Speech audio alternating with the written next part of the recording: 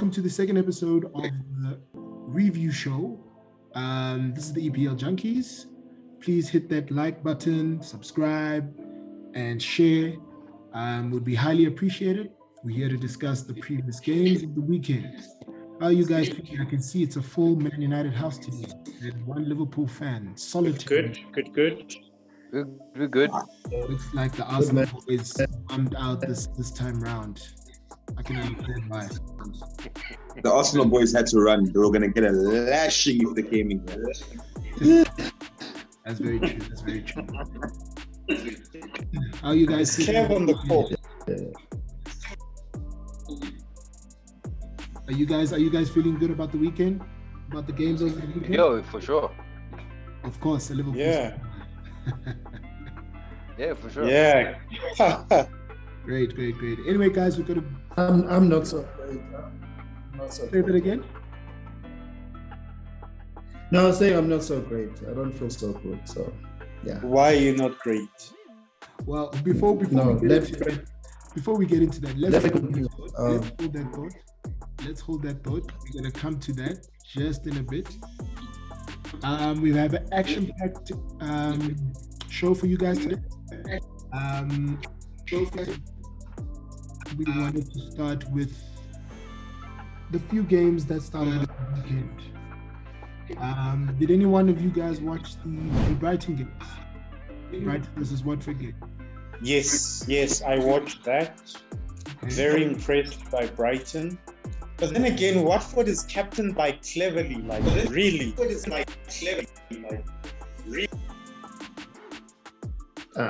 I didn't watch Brighton. I won't watch Brighton until they start playing. For obvious reasons. When they do start respecting Pesitao, then I will start watching Brighton. But I see they're doing well. But I'm still praying they will get relegated. So, yeah. Kevin? No, I would not watch such a I game. didn't watch Brighton. Yeah, but Bunch just of a guys quick playing long update. ball. Come on, guys. Joe, Yeah, so clearly, and for the record. watch the game, Joe. Bro, have you seen how those guys play, bro? These no matter games. Nah. Those guys don't care, bro. Just play long ball. Oh, fair enough. But they're a decent side. I mean, they managed to beat Watford quite convincingly. So they're a decent side. That's good for them.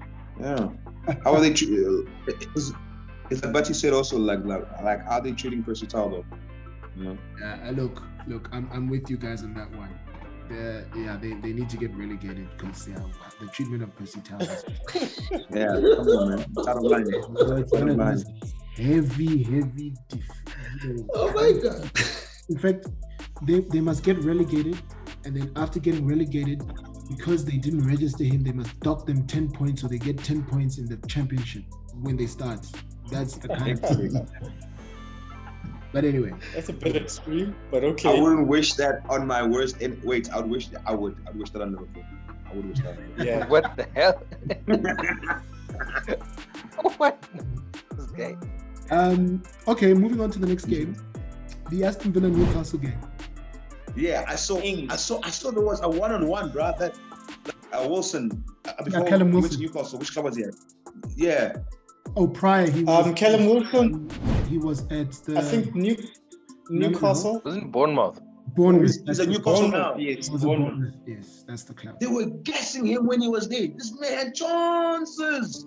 Missed them all. Missed one-on-ones even. He was Lukaku. Okay, I understand. No. He is what Batsy says that Lukaku would be.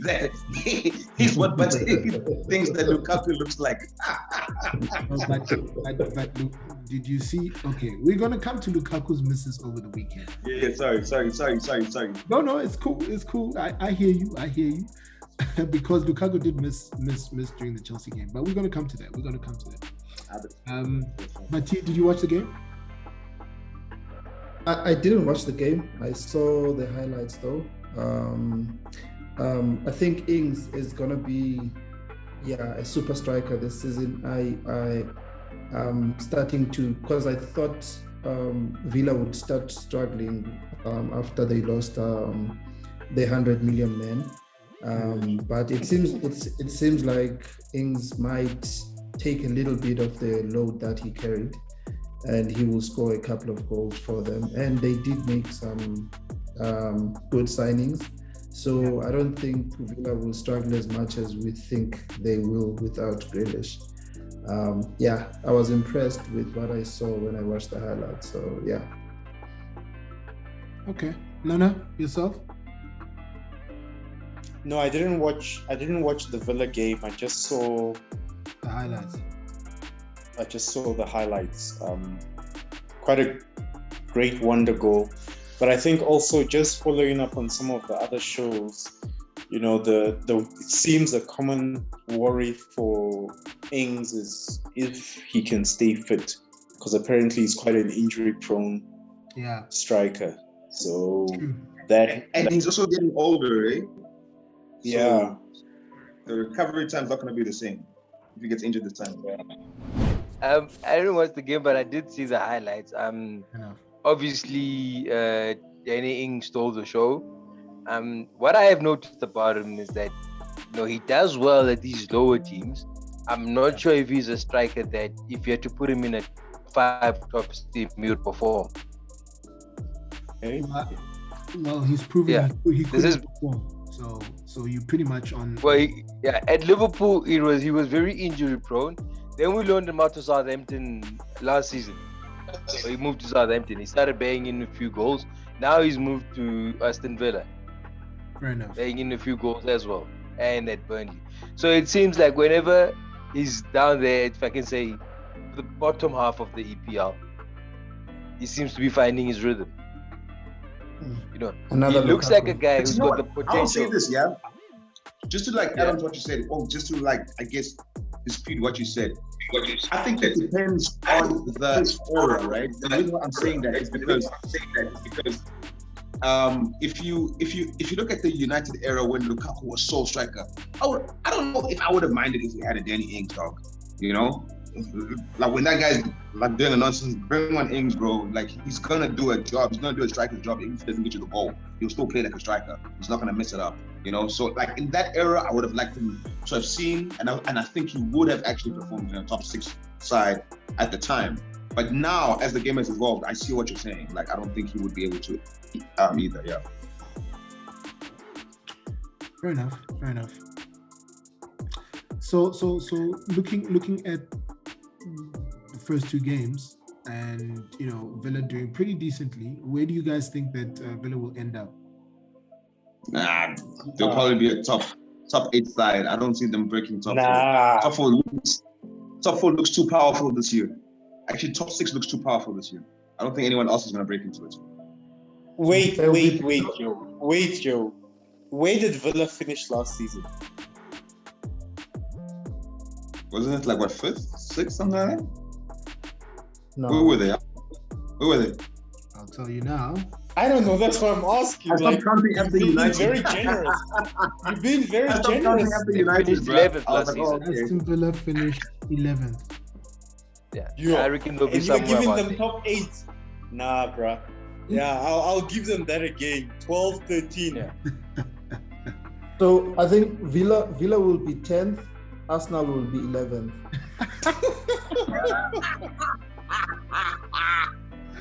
But he has no respect. None whatsoever. But he does not care. No. Okay, well, fair enough. Yeah. Moving on to He's the not wrong. that was pretty much a cracking of a game, exciting game. Leeds Everton game was a 2-2 draw. I watched that game, Leeds did exactly what they usually do. They attack. They just ran. They ran. They did, pretty much. And that's all they do. Those guys just ran. True. They've got enough quality. To stick those goals in. I did think it was going to be a tough game for Everton, because Leeds are always there to score goals. So yeah, Entertaining game. Because they're never going to stop running at you. True. So I think yeah, it was an entertaining game. It was a good game. Kev, what did you think?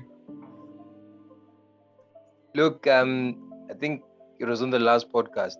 Everton now, they've got a manager who tactically is smart. They're going to cause a bit of a problem for the big sides. I can tell you guys now, Goodison is not going to be an easy place to go to. Okay. That's because of the big right now. But we can look at that and say the same tactical coach was at Newcastle. Was Newcastle a tough place? Exactly, Frank. Look at how, despite the low teams, but look at how when Newcastle played a Liverpool, a Man City, an Arsenal, or a Chelsea, they were always a problem. Okay, fair enough. Yeah. Bati? Leeds is Leeds, man.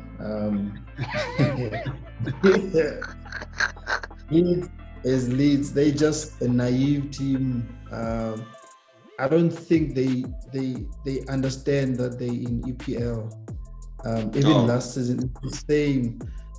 These guys don't respect teams. Like when you respect a team, it doesn't mean you're afraid of them, but your planning must be according to the other team's strength and your strength also. Yes. But I think the coach, how is surprising guy doesn't watch other teams, which is shocking because he had, remember the saga when he was spying on other teams and what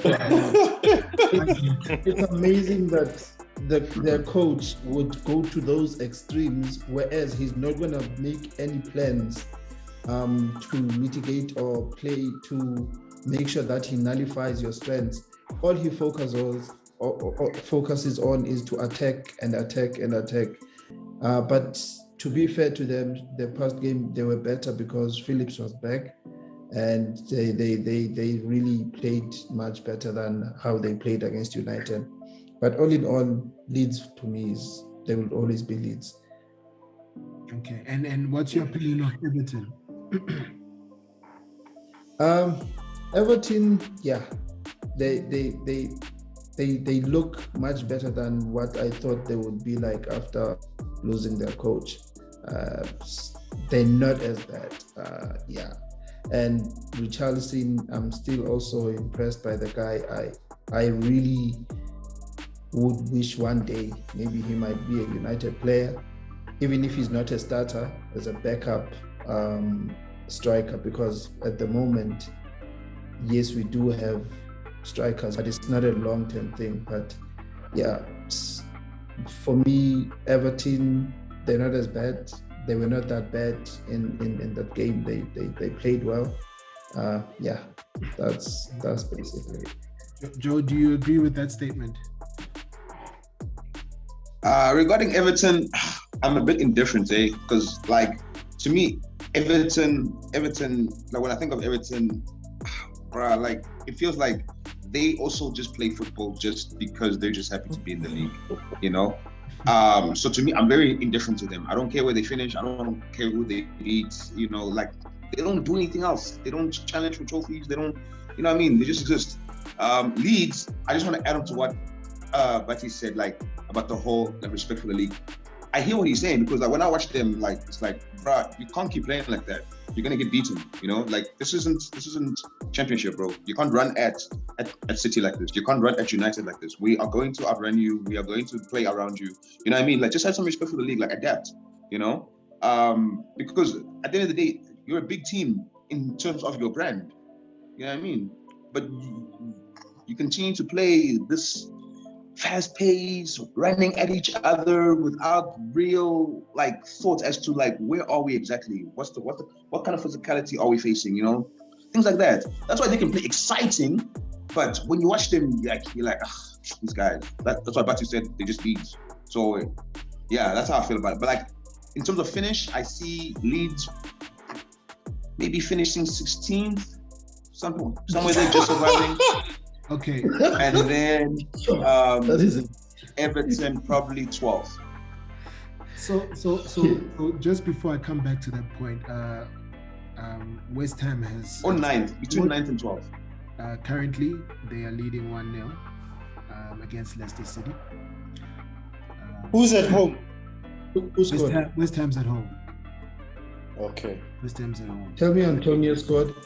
No, it was Benrahma with the assist. Are you looking for points? Benrahma's doing the thing, so clearly they don't need any Grealish anymore. But coming back to your point, I think you guys are, well, specifically Joe, because you were like they're gonna finish 16.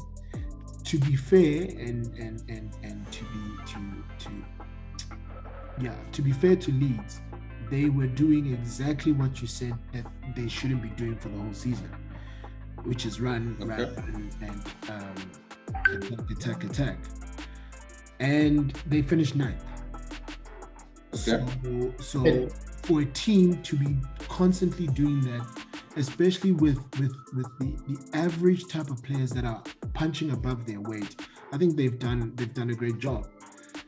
To say that that's not going to work, well, Leeds don't have to win against the top 6 or top 8 side.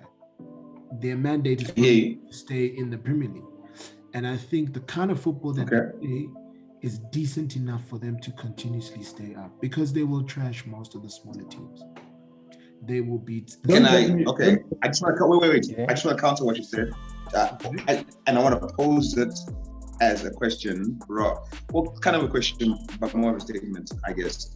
But what I want to say is, so I hear what you're saying, right? And especially because like they did well, they finished 9th, blah blah, But is this not one of those? Let's see if they can do it. Because like, how long have they been in the league now? What is it, like 2 years now, right? This will be the second year. The second season. 2 3 years right now. No, this is their second season, right? So it's I think second. So it's their second season now, right? Right. So it's not one of those. Okay, we didn't expect that. Welcome, new boys. These are the new boys. Oh, you guys can throw a punch. Congratulations. We didn't expect that. But now we know how you can fight. You can't keep fighting the same way. Do you know what I'm trying to say? It's like with Leicester. Like when Leicester won the league, everyone knew they were never going to do it again. People are like, no, they are never doing that again. That is a punch above their weight. And they've proven us right. As much as they've gotten into top 4 and stuff, it's not really like, Leicester's not a threat for the league. That's what I'm saying about Leeds. When they finished 9th, it was actually an accomplishment. Well done. You guys punched above your weight, specifically for the kind of play you guys do and the kind of talent that you guys have, in the sense that you don't have the depth of most teams or whatever, right? Especially because you're new to the league and you play a different style, you came from a different league, you came from a different way of playing, congrats. But as much as you can do that again this season, hear me out, as much as you can do it again this season, right? The people that you did it against last season know you now. So have some respect for the league, adapt. We know you're gonna run at us. What else do you have? That's what I'm saying. Okay. That's why I don't think they're going to finish 9th anymore. Because everyone's like, no, Leeds, we know how Leeds is going to play. That's how it finished 2-2. Because last season, brother, would have been like 3-2 thriller for Leeds. Now it's like, bruh, we know what you guys are going to do. And the big teams are going to slap you even harder. So adapt and please respect the league. But that's what I'm saying. They don't need to win against the big teams. No, but like, I'm not just talking about the big team. I'm saying other teams are going to slap you. Big teams are just going to slap you harder. Because like people know how you play now. You stayed up, congratulations. But we know how you play. You can't keep doing. I don't see that happening again. That 9th place, it's one of those. It's a Leicester moment. It's like, dude, we know, bro. You guys are not gonna stay here for long, bro. Joe, I will agree and also disagree with you, man. And for me, here's why. One, what Frank is saying is correct, man. Yes, they will win enough matches for them to stay up. But I think most importantly, they didn't lose their key players. Say for instance, if a guy like Phillips were gone, then I would have told you now they're going to get relegated. Yeah, they'll struggle. Mm-hmm. Yeah. But they've managed to retain the core of their squad, which is more experienced now. Right. Yeah. But however, should even Phillips get, for a fact that, okay, fine, I'm not saying they would have beaten United, right? But I am saying you could have made some form of impact to that game because he is a goalkeeper. Yeah. Okay, I'm gonna add on to your point, right? Let's remove reality. Like let's remove the possibility of like Phillips being there and let's get back into reality, right? if you look at that game, at the United game, and then you look at the current game that they recently had, like over the past weekend, you cannot tell me there was a different style of play. That's what I'm trying to get at. Do you understand what I'm trying to say? Like against United, they still played United as if we were Everton. Do you understand? Like, what are you doing? Why are you playing us like that? You know I mean, they had a chance to actually even make such an impact that if they had focused and changed their way of playing, they would have probably won or drawn that game. But they just continued playing the way Leeds plays. So what did United do? United switched it up and slapped them. The difference is that Southampton, we know Southampton can also play, can also run at you. Southampton have lungs, but they're not going to play United like that. You know what I'm trying to say? And they're not going to play Everton like that, or they're not going to play like they're going to play Arsenal like that, and they'll play like Crystal Palace like that, because they know like certain guys and certain teams we can do certain things to. You know what I mean? These just plays Leeds. That's what I'm trying to say. That is what I think is going to be the with the players they've got, they'll have enough to survive. And they still have the core of their squad intact. But not ninth. I did not dispute that they're not going to, like, I think they're going to survive. I still think they'll be in the top, not ninth. Top 10. I don't see them being in the top half. They're not top half season. Easily, dude. Easily. Leeds are a good side. They play well. They're drilled well. They will have enough to look. If you look at it, right? What are the top 6 sides is what? How many points? Versus the bottom 14 sides, or the mid to 10 sides, and the rest of the 10. Leeds have enough to beat those type of teams. A team like West Ham, it's anybody's game. We thought that Everton were going to crush Leeds. It didn't happen. It was a 2-2 game. And even to watch the game, Leeds had a lot of chances that they missed, which they could have capitalized. So that is the team that they're going to play. So for me personally, I genuinely think that Leeds are still what Kevin said, to add to what Kevin said, if they keep their core and their core is fit for the remainder of the season, or the main part of the season, they will definitely get top 10. That's just my opinion. But I hear you, Joe.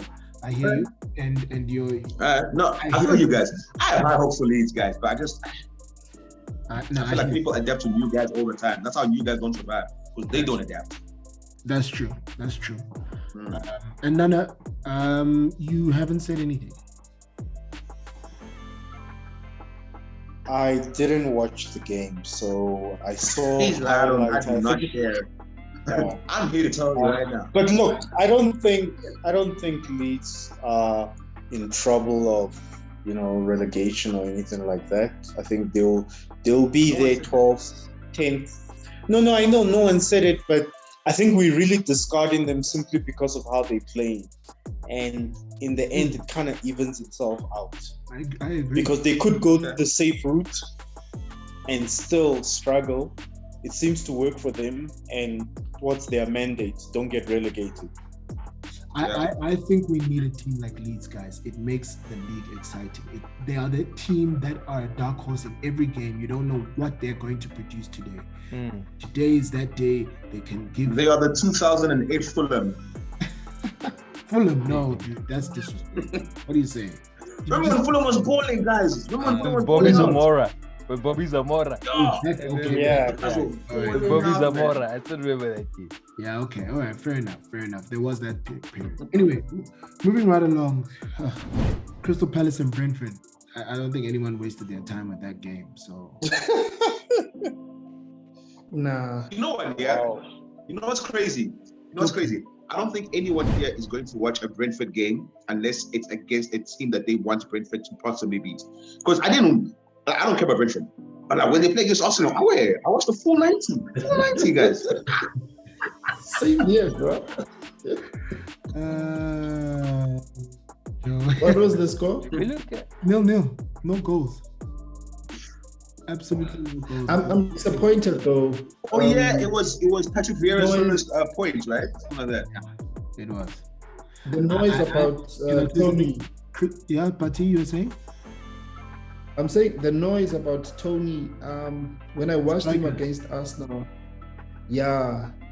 I was looking for, when you watch a player and you look for those attributes that makes a player special. Like, even though I hate Lukaku, I know he's got strengths. Like, I know the attributes where he can beat you. Like he's strong, he can shield the ball. He's a good finisher when he feels like it. But players the with- guy, the Tony guy, I watched him and I was like, he runs like I don't know, man. Like he's sluggish. He doesn't seem to have a good touch or a good technique of kicking the ball. I don't know how he became the top goal scorer. If he was, I think he was the top goal scorer last season. But when I watch him, I'm like, how did he score goals? He's never in the box. He's always running around like a headless chicken outside the 18-yard box. I didn't watch this game, this past game, but when I watched him against Arsenal, I was like, I don't see all the fuss about this guy, and he's definitely getting out of my fantasy team. I made a mistake there. All right.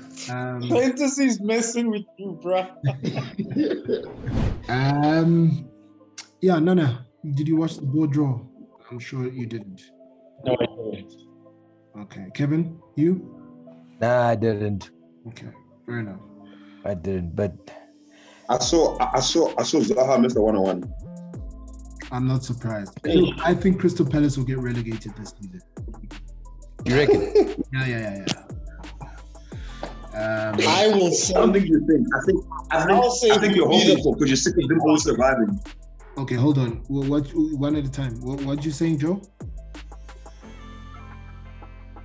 I was saying, I don't think you think. I think you hope because you're sick of them surviving. Nah, dude. New coach who's inexperienced. Players are not good enough. Nah, that team is going down, guys.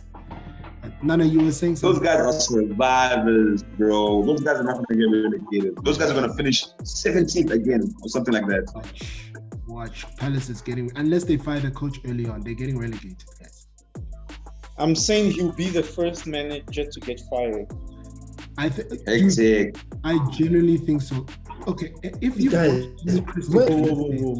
guys, it's game 2. No ways. Hold on. Even Arteta's not threatening the X. Hold on. No, Arteta's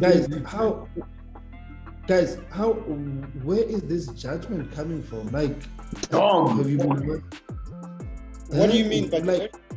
You guys can judge only on game 2, so I can't judge this guy on game 2. Vieira, guys, we complain all the time that black managers are not employed by EPL teams and whatnot. You know what I'm saying?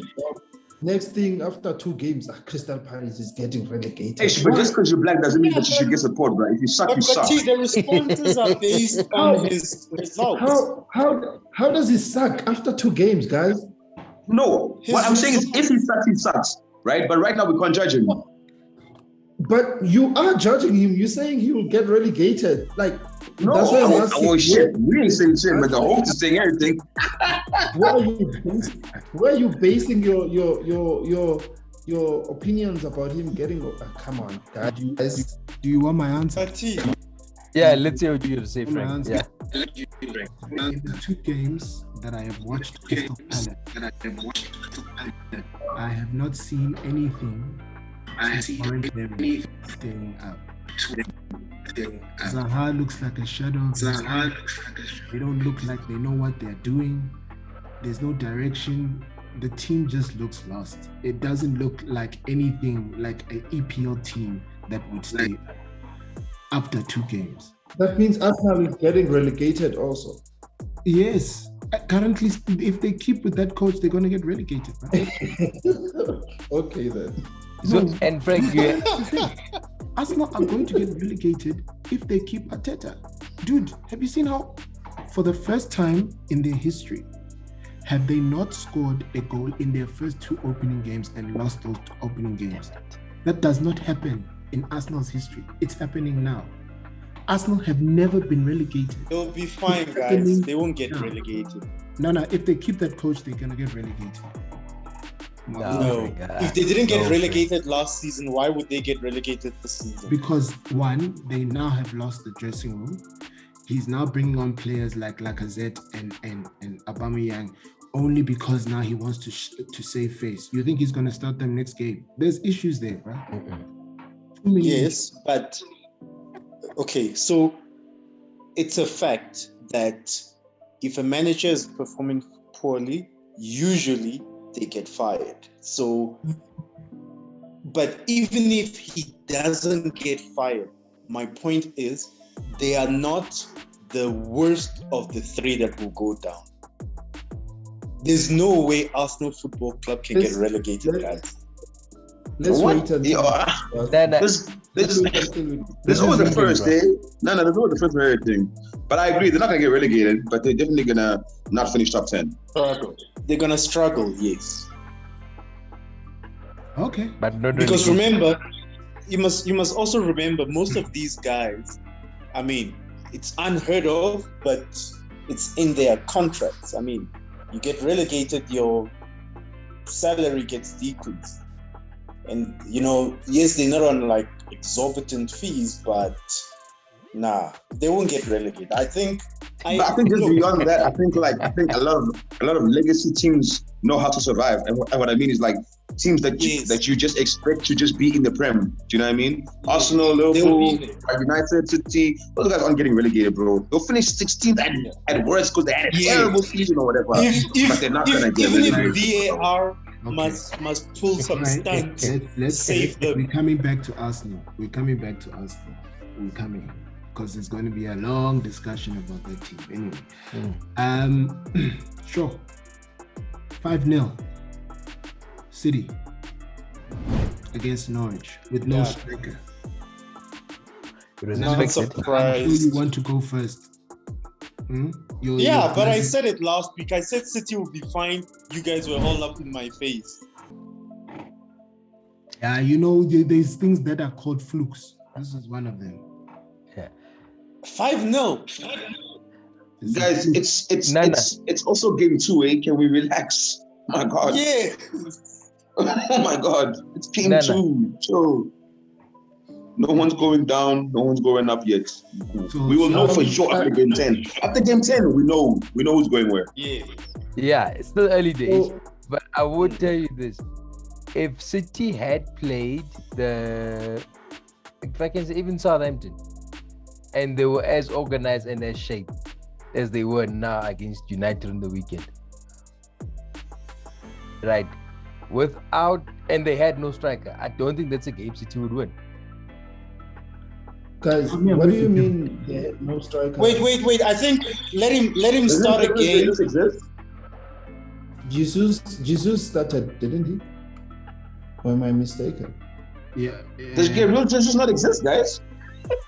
But he started, but that's like saying at the defense. What do you mean? What do you mean? That's not saying anything. He's a striker. What are you talking about?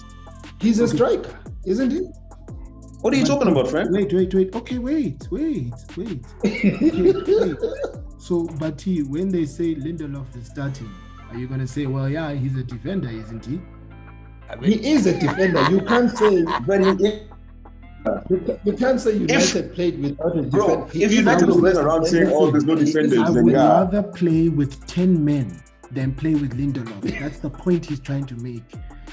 Gabriel Jesus is a striker by the text written when you are writing his starting lineup, but he's you are mad. That guy can play, bro. He hasn't been given a chance. That guy can play. Where? So you think Gabriel Jesus is a match winner? Xbox and FIFA. That's where he can play. No, Joe, is Gabriel Jesus a match winner? Frank, you're a punk for that one. Gabriel Jesus. Continue with your argument, Kev. Sorry for cutting you. Continue. No, I'm asking, Joe, do you think Gabriel Jesus is a match winner? You know, honestly, I think he's one of those stories that I kind of feel for him, bro. I mean, like, he was in the shadow of Aguero, bro. Aguero was a Premier League legend, bro. As much as I don't like him, like, damn, you're never gonna bench that guy. You know, and you're never gonna be as good of a substitute as much as he's a starter. You know what I mean? Because like even on days when he would be substituted for Aguero, it was like, yeah, but you're not bringing an Aguero like caliber. You know, it's kind of like the reason why Neymar got under like Messi's shadow and other players go play like elsewhere. It's just one of those. Like I feel for him because now he's grown, right? Now he's grown and he hasn't got that killer instinct. Because that's something I think that you can learn, not necessarily learn over time, but you can harness. You know what I mean? Like with continuous gameplay. and he hasn't gotten that. So I feel for him because I do think he's a talent. I do. I'm not gonna take away his talent, but like if I was to answer your question, I would say no. I'd say no. He's not. He's not gonna win you the game, but he's gonna do a striker's job. You think so? I do. Honestly, I really do. I think if he had run somewhere where he had started consistently, I think he would have been fine. Nah. Nah. I disagree. Politely. All right. I mean, I'm not disagreeing. I think the boy is whack. I think yes, it's as simple as that. Like there's nothing about him that says if he goes to Everton he will bench. If he goes to Southampton he will bench. Anthony Martial whack. That's how whack the boy is. Yes. Flattering. Like there's nothing about him. No, but you see, Frank, put it this way: the difference with Martial showed some promise at some stage. I don't think I've ever seen Jesus show some kind of promise. Nah, he's done it. Now you're lying. Because now you're lying. Now you're lying and you're disrespectful.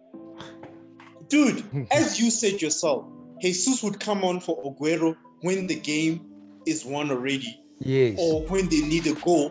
And 99.9% of the time when they needed a goal, he would struggle to give them the goal. That's true. That's true. Very, very true. Look, Guys, I watched. Yeah, Bertie.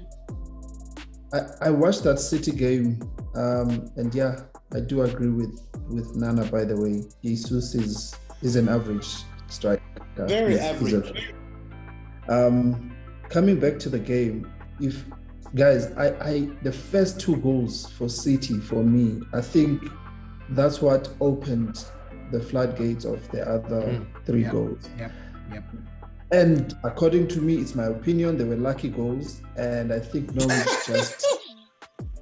I mean, if I'm going to sign a player for 100 million, I'm not expecting like mistaken goals that hit the knee and then go inside. Like if you're 100 million, you must score spectacular goals. So I can't remember. Only spectacular, like intenseful, bro. I'm pretty sure it was also a lucky goal. The first two goals, that's what I just kept, that those were two lucky goals, and then they just kept on banging them after that because I think Norwich ended up giving up and demoralized. They ended up being demoralized. I know the score of 5-0 most people would be like, oh, that's such a City type of a scoreline. And I'm still saying City is not the same team as where. They could to if not focused. I still they are really beatable. That's just my opinion. So City still need a striker. Just to jump in there, Bati, I agree with you. Usually what happens in matches where you have like the big teams like your Liverpool's, Man United, Man City's, these teams like to often play that low block and keep it tight. And those goals only start flooding in once the first or second goal comes in, because now the team needs to try and come back into the game. So you find that they start having gaps and they start playing more, the spaces start opening and so on. But before that happens, this is why City is going to struggle this season, Nana, because a disciplined... No, they are. But Frank, I was the one that said they're going to struggle. Or not struggle, but not win the league. I don't I think City's going to struggle this season. It's fine. Not struggle, but they wouldn't win the league. My argument is simply based on the fact that retaining the title is not easy.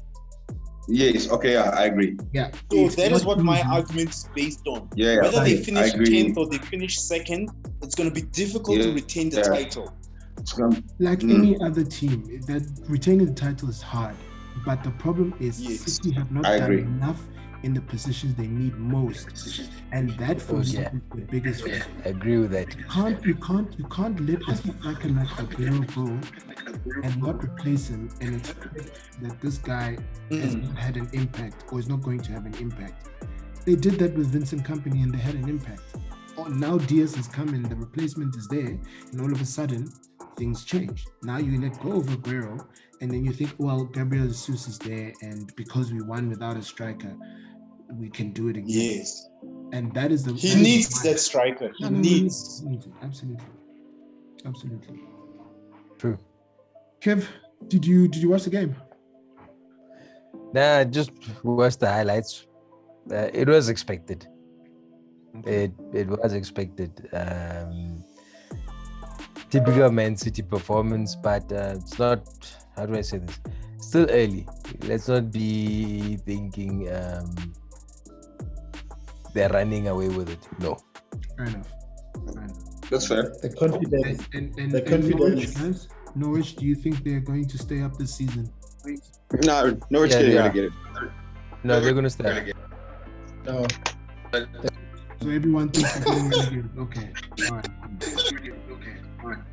And then we move over to I think they're gonna Sunday. stay. Okay. Let's move over to Sunday games. Sorry. Before we move over to Sunday games, my apologies. There was one other game on Saturday that was played.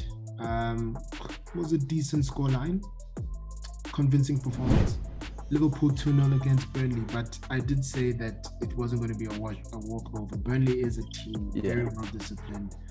They keep it tight. They are a good, decent side. They're not a pushover by any means necessary. And Liverpool pretty much were at full strength. And yeah, it was a result to be expected nonetheless. 2-0. Nana, what did you think? Did you watch the game? Yeah, I did. I saw bits of it. I felt for what's his name, Salah, that offside goal. I mean, it was correctly ruled offside, but I mean, when that goal went in, I was kind of like scared for Burnley, because I thought, okay, it's gonna get bad. But the moment that VAR call came in, they sort of kept it tight. They hung in and kept it respectable, so to speak. So, yeah, Pool looking good. At some point, I think Thiago came on. Who was the other kid? That Elliot kid, the British press again is on his. Yeah, we'll see. But maybe Kev, you followed him in pre-season and maybe prior seasons. But yeah, I can hear another Dele Alli / Frank Lampard comparisons coming up. So, Ati, what was your opinion? Did you watch the game? So I did watch the game. So what I've noticed, I think Klopp is coming with a new strategy. Because remember in the first game we were wondering why is he dropping Firmino and starting Jota, and I think now it's starting to make sense for that.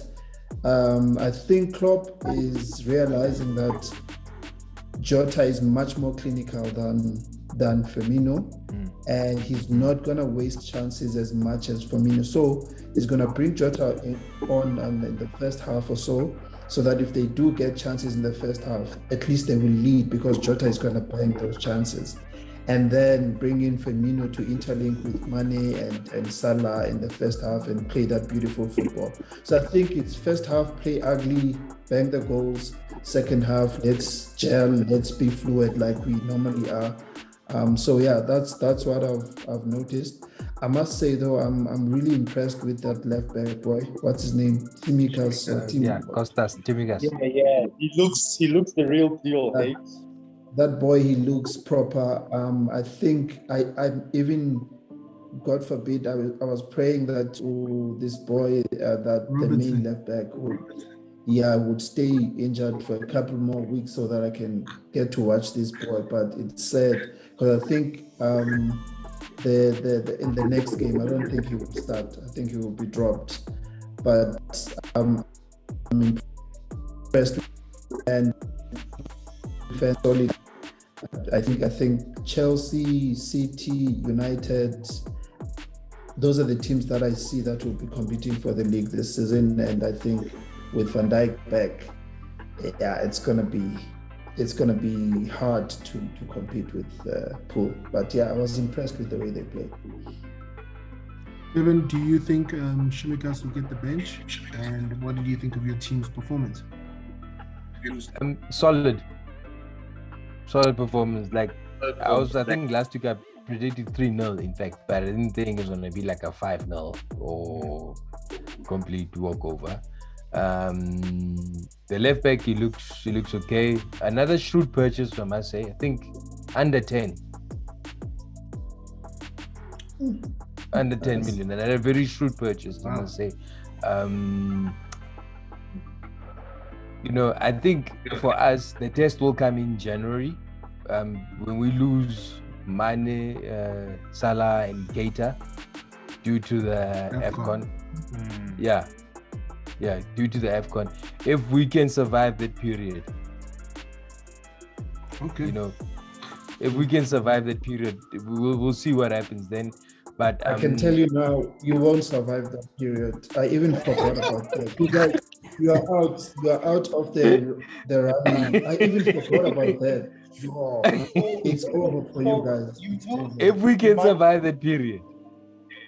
So you lose Martin, Keita, Salah, and Mane. Yo. All That's starters. heavy. It's late. No, Liverpool is late. Okay, next.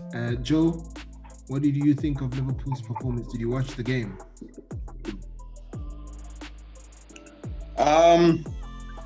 Guys, so like I really hate Liverpool, like deeply, like a fiery passion. So I only watch Liverpool games when I hear that they're 1-0 down. Once I heard that they scored, I knew they were gonna run away with it, right? So once I heard they scored, I was like, nah, I'm cool. And then I heard it was 2-0, and I was really disappointed. So nah, I'm cool. I didn't watch the game. Sorry, dude. All right, fair enough. Yeah, that's cool. Before we go to Sunday's game, right? I want to ask, and anyone can start, whoever feels like they want to put in the first word. What do you guys now think of the new VAR rules? Do you think it's better for VAR for soccer, or do you think it's that it's a detriment? Do you think that they're going backwards? No, I think it's great. Well, I'm gonna start. I think it's great because I like that now with the offside rule, if the line is misconstrued, they give the attacking side the benefit of the doubt. Because for me, it kind of feels like the right thing to do, Because back then it was like, no ways, how are you gonna give offside because the toe is just in line with this? No, come on, bro. Like that's just unfair, bro. So in terms of that, I'm very happy with it. And also in terms of what they're doing now with contact, I don't know if you've noticed, but like referees are letting players play. Players are just playing. It's a lot more physical than it was. Obviously, it's not as physical as it was before VAR, but it's a lot more physical since VAR. So I like that as well. Just let those guys play, bro. If it's a foul, it's a foul. Whatever, get up. Let them play. Yeah. So I like it. I want to see how long they can do it for, and also I've seen that it's also cutting down time. It's cutting down time. The referees are not going to wait and chill and then go look. It's cutting down time. I like it. I'm very happy with it. But you mentioned the two comparisons between Dele Alli's penalty and which game was it where it was a non-penalty? I think it was the Arsenal game. Was it the Arsenal game? Yeah, it was the Arsenal game. Yes. The Saka incident. The Saka, yes. So you see, with me, what I hate about the Premier League is that when they implement a rule, they don't stay in between or when they implement a rule, they either go to the extreme or they just poor at it. So this new one that allows players to play, I mean, we can all see that fouls are not being given, and I'm not happy about that because now what happens is that, like, contact is contact. Yes, you can judge whether contact was strong enough to make you go down. Yes, that's fine. But then now what I've noticed is that referees are letting players foul each other, and then they say, no, we want to let the game go on, whereas it's a foul. Like, for instance, the Saka penalty, the boy is running, towards the ball. The defender is nowhere near the ball. He trips him. But that was a penalty all day. Saka, after being tripped, kicked from the right, I think from his right leg, he then goes, because of the momentum, he's running, then his right leg kicks his left leg, then he falls. That's a penalty. I don't care who says not all contact is a penalty and what not. And then you go and look at the Dele Alli penalty. The guy was already on the air. He was already diving by the time he gets passed. And then he gets given a penalty. I'm like, what is happening? You see, that's the problem. Consistency. You look at the Bruno foul, because to me, that's a foul. If you're going to nudge a player off the ball, the only way you are allowed to do that is with your shoulder. Now, this player comes in with his whole leg. he nudges Bruno Fernandes with his whole leg, and he uses his elbow. You must go and check the clip on his back. He fouls him, and then it's not a foul. And then we're gonna say, no, we want the game to go on. It's, we want it to be contact sport and what not. So for me, it's a double-edged sword, because I know the English Premier League goes to the extreme when they implement something. The same people who are in support of these rules right now, give it 3 months when their teams are not getting the fouls or that they think they should be getting, they will be against it. So I'm not a fan for now. We'll see when times go on, but now I'm not a fan. Okay, fair enough. Nana? No, I'm happy with it. It's just I agree to the extent that yes, there will be instances where there's no consistency. So far, and I could be wrong, but so far I haven't seen any VAR call that has been very contentious. I think they are trying to improve. They're not there yet. I think they are way better than last year compared to how the type of calls they were giving. And yeah, look, for me, the Dele Alli one, how is that a penalty? But I think with prior VAR, there would be games where a defender will foul an attacker or whatever, and a penalty is not given, or in the same instance, a penalty is given. So I think we're still going to have that topical, how would I put it? You're still going to have those contentious issues or contentious incidents that is going to sort of, especially if it's against your team, Yeah. But I think for me, so far, I would say I'm 80% happy with how things are happening. I'm definitely happy with the flowing of the game. It's moving faster, but yes, they will miss some calls in terms of, there are some good divers out there who will con the race, but I think they're doing their best to sort of keep the game flowing, and that's what you want. Okay. Can I just say something with Kevin? Right? Just like Hold on, Joe. Right? Let's get Kevin's opinion, and then we'll come to you. Oh, sorry. Okay, go on. Okay. Honestly speaking, this is like the third season that now we're using VAR. Yeah. Right. So we're expecting for the calls to be better, because it's not like in the first season where we're still trying it out. We should be more accurate by now. So having said that, yes, I agree that we'll still miss a few calls, but we cannot miss calls like the Dele Alli penalty after 3 seasons of VAR. I agree. Yeah. Joe, you were going to say? Yeah, I just want to say, so like, I hear what Bati is saying, right? Like, if we look at the context of the game, like, a foul is a foul, right? Like, we call it how it is, right?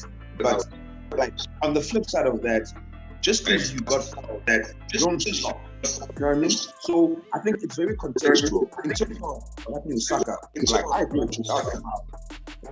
Any day. But in terms of Bruno got fouled. Yeah, we understand it. But you're not supposed to switch off. So just because you got fouled, now you're just gonna like slow down. You're just not gonna play. No, I think it's a nice balance, because as much as the referee didn't like give the foul, like United should not have switched off. You don't stop playing and not waiting for the referee to not, oh no, the referee didn't go that way, call that. You're not calling it. Play to the whistle. You're not calling it. At the end of the day, like football remains football. Play to the whistle. If you switch off and the other team scores, that's on you. You know, if you get fouled and then your team gets the ball back and they can get out, and then you get the ball back and you hound that person. Hound him.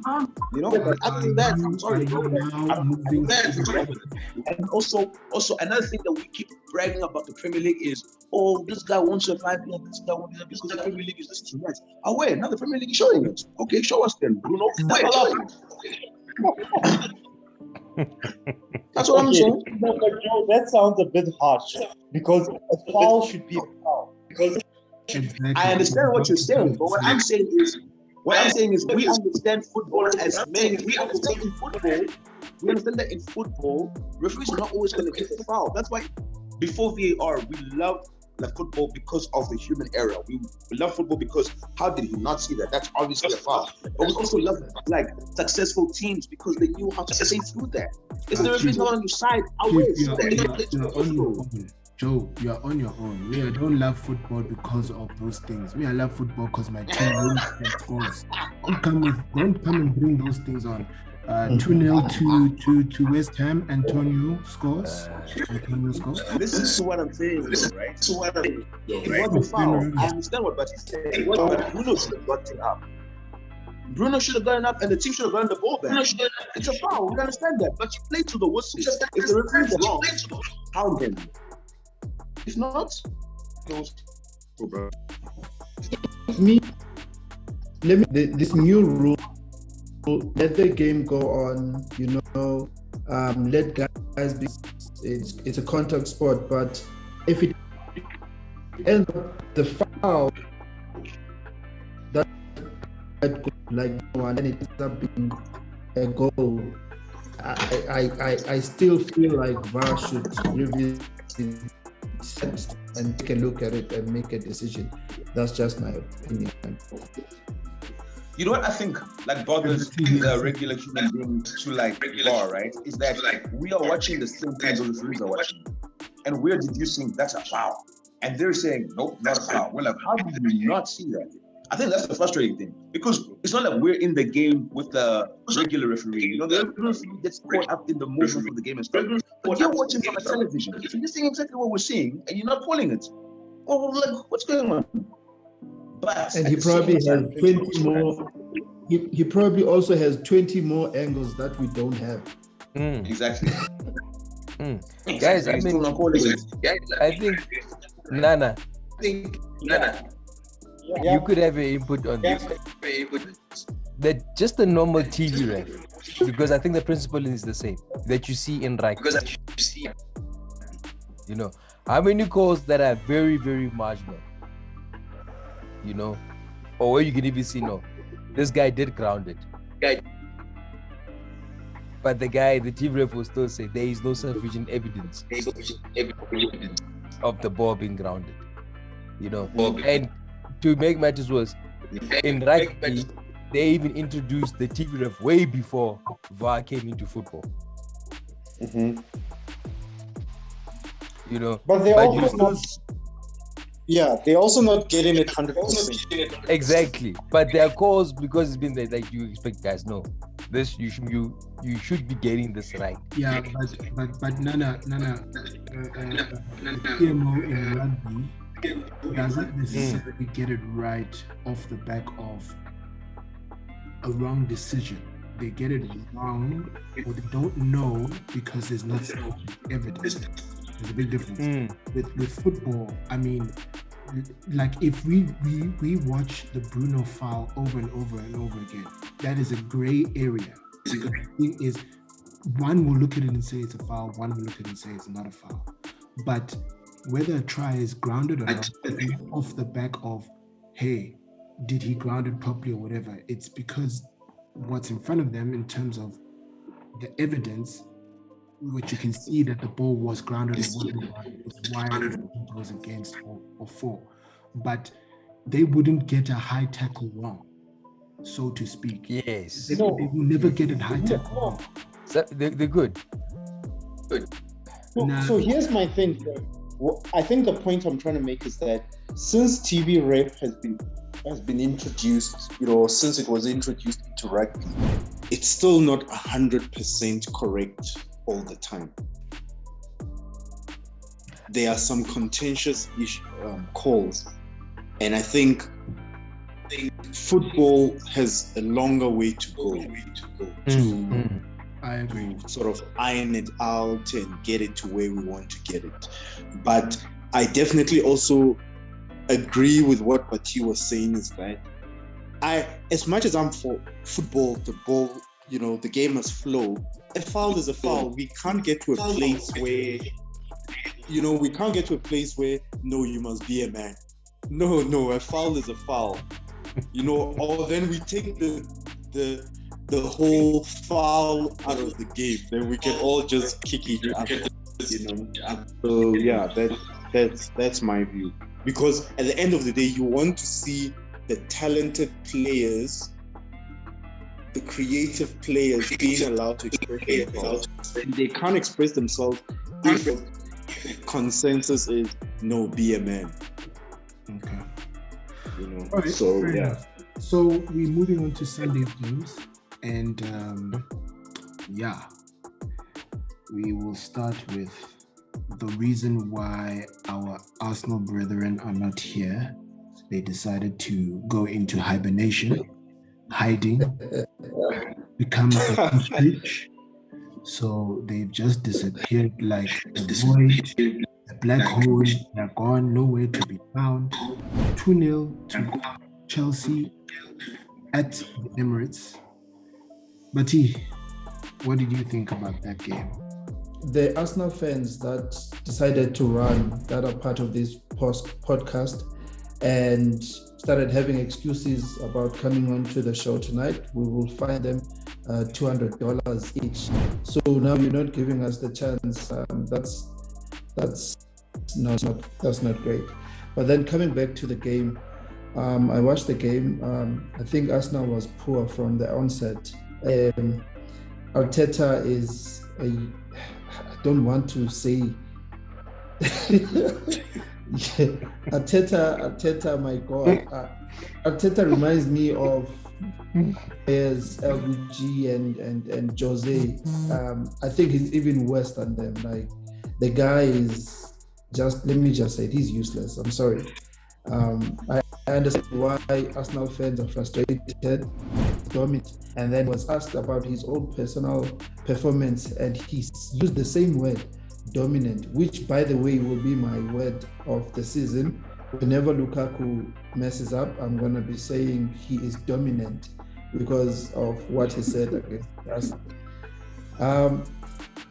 You watch Arsenal, like, attacking wise, they didn't offer anything. Like, Chelsea was not under pressure. They were not under threat at any point of the game. There was only one player Arsenal that really tried. It's that Smith Rowe boy. Is it Smith Rowe?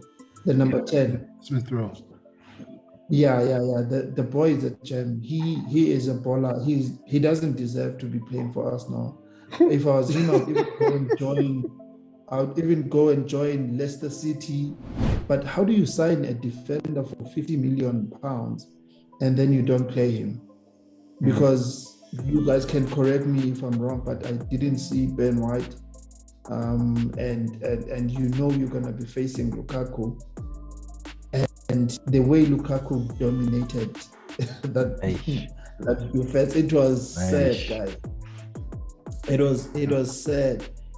They made Lukaku look so good, and I don't know, guys, what you guys think about him, but he is balling this season. From the past 2 games that I've watched him, compared to the player that he was, who was being insulted here and there by Chelsea fans, he played. Yeah, Lukaku played well. I must admit, even though I'm a hater, I must admit, and a lot of guys, even in the group, when they were commenting and complimenting Lukaku, I even said, a lot of you guys, the compliment about Lukaku was about his strength and how strong he is and how he's bullying the defenders strength-wise. There's nothing about his technique, about his there's nothing about his technique, his turning with the ball or. Okay. Kevin? Yeah, there's nothing to say much about Arsenal because there is nothing there. Yes. Where are the Arsenal boys to defend themselves? It's a really, really a sad state of affairs. Yeah, I agree. I don't know who this number 10 kid you saw, because I just saw those boys being right. That score we all know it should have been way more than 2-0. That's true. That's true. Yep. You know. Sorry. From Chelsea's side, I was impressed by the German dude. Havertz, I think is his name. Havertz. Yeah, I think he had a really, really good game. He seems to be adapting to the pace of the English game. You know, because I think he created, I think, the second goal. Yeah. Oh yeah. You know, so he looks good. Going forward with the fullbacks, and I agree with what Bati said. Jorginho is looking good, considering the fact that they had Kante on the bench. Yeah. And the guy who at Chelsea, I still want to see a lot more of. He's got a lot to offer this player, but he's always injury prone. Pulisic. I thought as much. Yeah. When we're playing them this weekend, it's a game where we have to play smart. Yeah, it's gonna be a nice game. Nana, what did you think of the game? 2-0 to Chelsea at the Emirates. No, I didn't. I watched pockets of it, but I just look. I'm happy that it was only 2-0, so it wasn't like a 5-0 drubbing or something of that sort. Order, Chief. Order. You are happy. You can't be using those words. Yeah. As a Man United fan. No, I'm happy for them simply because, I get no joy in Arsenal losing. So if Arsenal had lost 5-0, why? Because they are not the team they used to be. No, they must continue to be the team. So put Do it you this way. think Arsenal fans feel the same way when we lose? Thank you. Say that again. Ask. Do you think Arsenal fans feel the same way when we lose? No, because we must remember, their hate for us stems from envy. How would I put it? Understand. It's envy. Yeah. Yes. You can't hate on Arsenal. What are you hating on Arsenal for? What? Their misery. Okay, I'm not hating on their misery, but I'm hating because I'm hating and I'm loving their misery. So I'm good. It's good. Dude, listen, I want Arsenal relegated. You're this guy. They must go. They must go. They must feel it, because when we were going through that small rough patch, every day they did not allow us to forget. They must go to championship just to taste just a little bit, so we can say that they've also been relegated in the history. Because Arsenal like to boast, we've never been relegated. They must go down. They must go down. Invincibles. Anyway, it is actually 2-1 with about 15 minutes to go. Leicester let's pulled one back. Your returns. But anyway, coming to a game that has a lot of mixed emotions. 1-1 draw. United versus Southampton. Nana. Again, I didn't watch that game. And the only reason why I didn't watch that game is that I feared we were going to draw. So I watched pockets of it.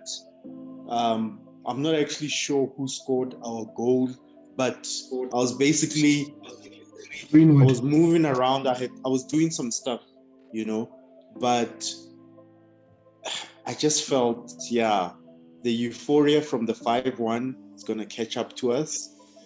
I mean, when I saw the starting lineup, I really couldn't complain except for the two obvious ones, but you know, which whatever. Which were the two obvious ones? Varane and Sancho.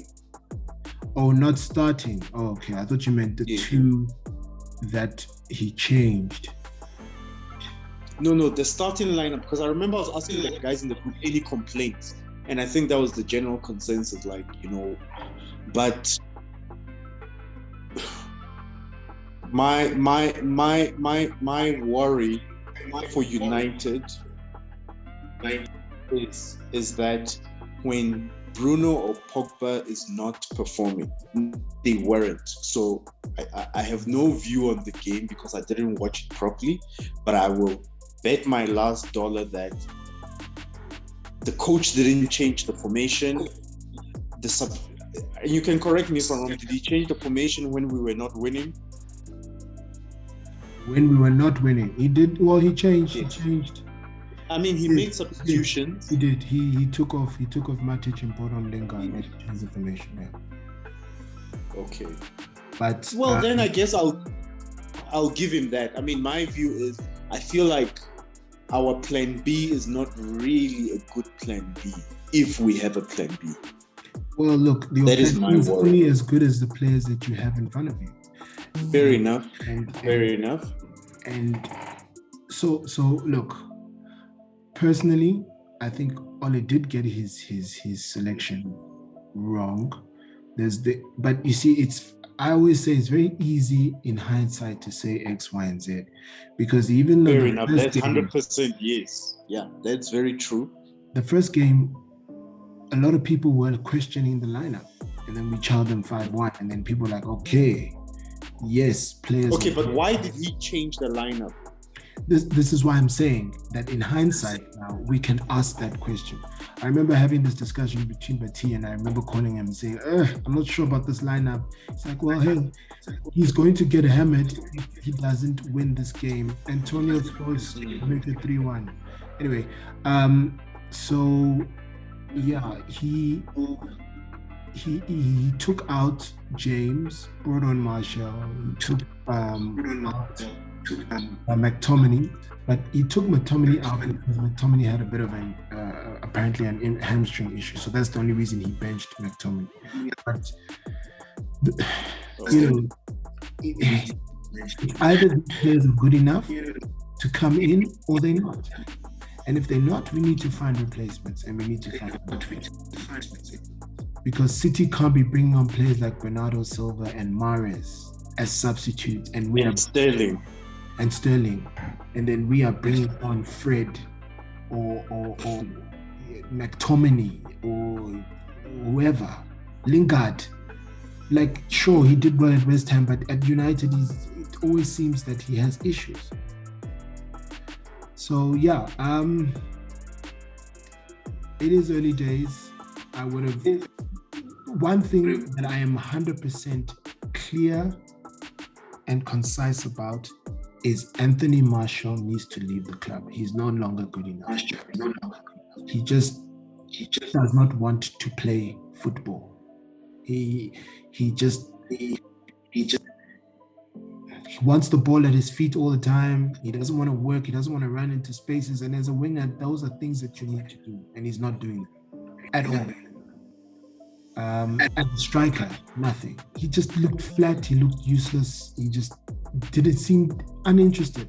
You know, just my last point, somebody made an interesting point that Alex Telles created the Luke Shaw that we see today, because the competition, the minute we bought Alex Telles, Shaw took it upon himself to say, okay, well, I've got to make it difficult for the coach to pick Telles. Cavani came in, Anthony Martial couldn't be bothered. You know, Ahmed came in, Anthony Martial couldn't be bothered. And then that walk he does. It's like, I don't care. I'm Anthony Martial. Like, dude, he does nothing. So it's time for him to go. Time. Bati. Okay.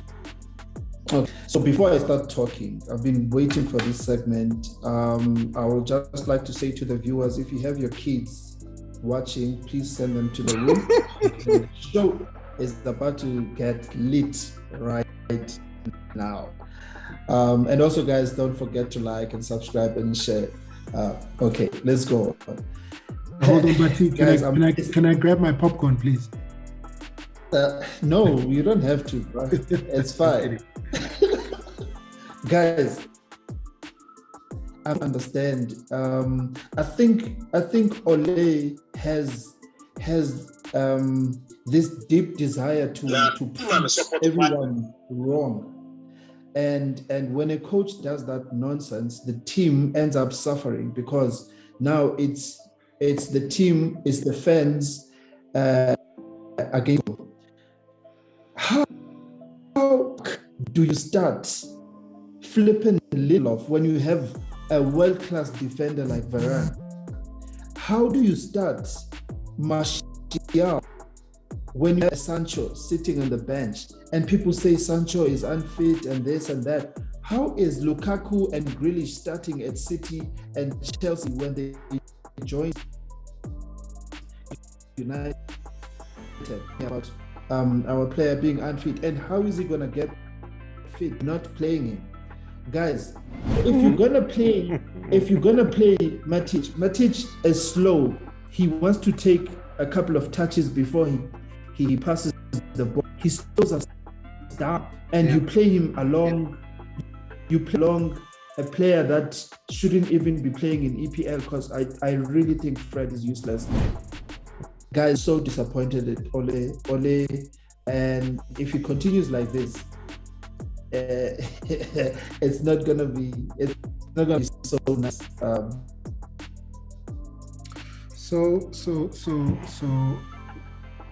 But you quite of the notion that Ole must perform this season or he's getting fired. I think personally I need to keep him for a very long time, because they, as much as it may have been slow progression with no cups, the team is playing better. They are playing better. But like I said, I still think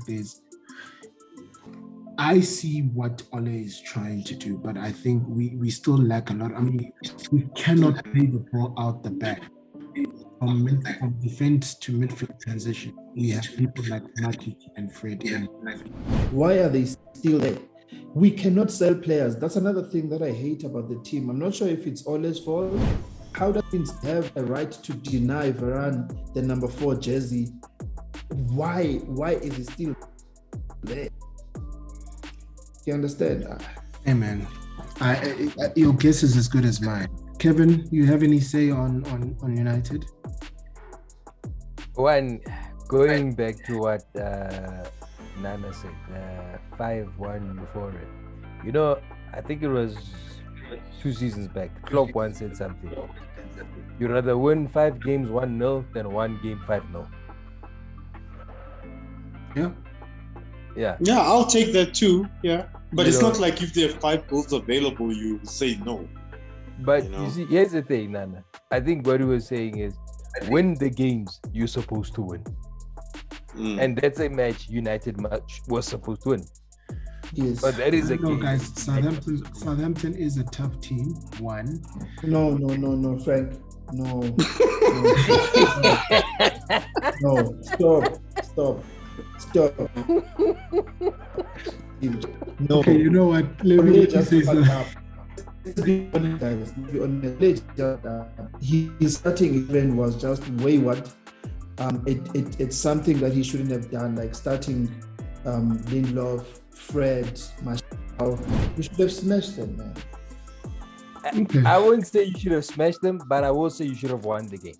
Yeah. A 1-0 or even a 2-1 would have been good enough. Right? beginning of the season, you want to, if I can say, put your platforms in.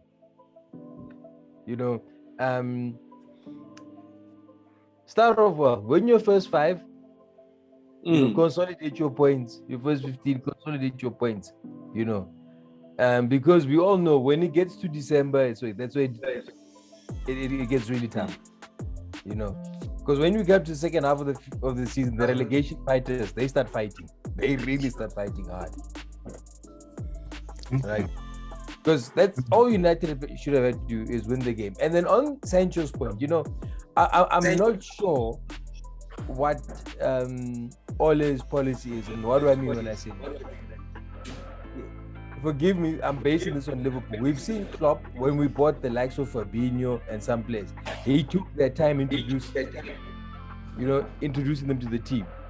And everybody was asking Klopp, okay, why are you buying this guy for 35 million and putting him on the bench? You would put them in, even this new centre back we've bought now. Yes, Van Dijk is fit, and Gomez is also fit, and Matip. Okay. Yes, he was bought as a backup player. I mean, the left back you're seeing now, the guy was bought last year. Yeah. He barely played a game. Yeah. Right. So I'm not sure what the plan is with Sancho. I'm not sure what Ole's policy is in terms of integrating new players with the team. I think put it this way. I think I think I would take that argument if Rashford was fit, if Martial was playing well, if Cavani was back. We 3 upside players. I include Martial in those upside players because Martial is not even supposed to be part of the squad, let alone the first 11. So I would take that argument. We already have 3 attackers who are not available. So how are you benching a Sancho when you have 3 players that are not in the team? Let me put it like that, including Martial. So I don't get how Sancho is benching, just like I do not get how Van de Beek is not being played ahead of Fred, because Fred is not offering anything. You can never tell me that Van de Beek is worse than Fred is better than Van de Beek. There is no one who can convince me that is and the case. problem. Ole also sometimes is so stubborn. He wants to prove a point that I'm not playing this guy and we're gonna do well without him. That time we are losing a value of a player that is so good in Van de Beek, guys. Look. When Van de Beek was bought, I remember very well the discussion that was had between, the rumors and what was out there was that Van de Beek came in to play a number 10 role. So he was effectively a backup of Bruno Fernandes. Now this season, Ole admitted that last season he was heavily reliant and over-reliant on Bruno Fernandes, and hopefully that will change this season. So I'm hoping in time he starts to give Van de Beek the role that he's supposed to be getting in the team. Van de Beek the coach won't play the guy in a 6 or in a double defensive pivot. It's not going to happen because that's not where he sees the guy. But at the same time, he doesn't play the guy because Bruno Fernandes is playing there all the time. Now it also seems that now Lingard has come back. Lingard has now jumped the pecking order in front of Van de Beek. So clearly no one knows what is going on there with Van de Beek. As for Sancho and as for Varane, look, we have seen it time and time again. Ole is the guy who eases his players in. It's just it's one thing, and I think he feels that because Martial has already integrated with the team and he knows the team well enough, rather give him the start off the back of the 5-1 defeat. We can play a Martial to up his confidence and maybe he will do something. I think that's how he looked at the situation and said, let me put Martial in. We've just won 5-1. this boy can maybe do something for us and try and maybe do something as close as possible. If you look at it, I think he would have made that one change between James and Marshall, but McTominay got injured. But I don't want us to go back and forth about that because, yeah, I hear your point, Bati, and I'm partially in agreement. If Lukaku can play and Grealish can play, then Sancho and but I just, from a point where I'm looking at why the coach did it, I think that's the reason why. So yeah, I don't necessarily agree we should be playing those boys because they did their medicals, they are fit, so play them, let them play. So yeah. But guys, we need to wrap up. So there is one more game, and that was, well, two more games actually. Spurs versus Wolves. 1-0 to Spurs. Spurs. There's this midfielder they've got now. You guys were praising him last week. He seems okay. Let me just put it like this. Let's talk after 10 games about Tottenham. All right, fair enough. Yeah. Flatter to deceive. There's one team I'll never take seriously. It's Spurs. Okay. Nana? I'm happy for them simply because I like the Nuno guy. Nuno, I like him. He plays the game in the right spirit. But yeah, fair enough. Let's give them 10 games to see. But yeah, for me, I feel for him because they should sell Kane so they move forward. Because I think it's a bit of instability in the team in terms of is he staying, is he going? Okay. So yeah, but I'm happy for them. Yeah. The West Ham game has finished 4-1. Leicester 4-1 to West Ham.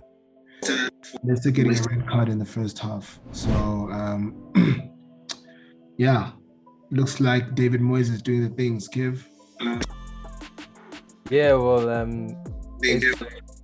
Frank, you spoke about dark horses earlier.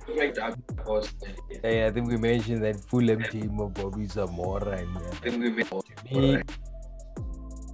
they were dark horses. I'm picking two teams to be dark horses where you just don't know which team's going to pitch up, and that's Everton and West Ham. Okay.